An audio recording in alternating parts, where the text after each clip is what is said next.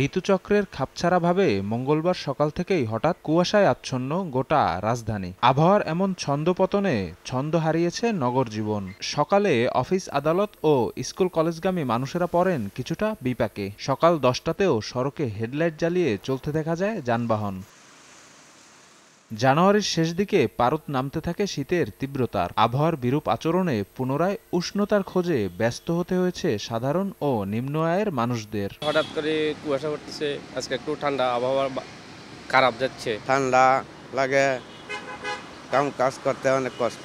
সকাল ঘুম থেকে শীতে অজু করতে পারি না, নামাজ পড়তে আলসেমি লাগে। পিছনের দিনগুলো অনেক ভালো গেছে, কিন্তু আজকের দিনটা খুব কঠিন মনে হচ্ছে।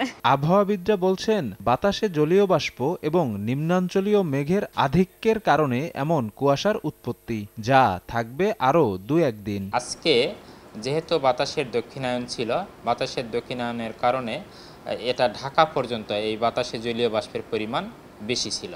ফলে এটি যেহেতু অন্যদিকে বৃষ্টি নাই, এটা বৃষ্টি হওয়ার মতো অবস্থা নয়, সেই জন্য এটা বৃষ্টি না হয়ে এটা ঘন কুয়াশা আকারেই সকালে দেখা দিয়েছে।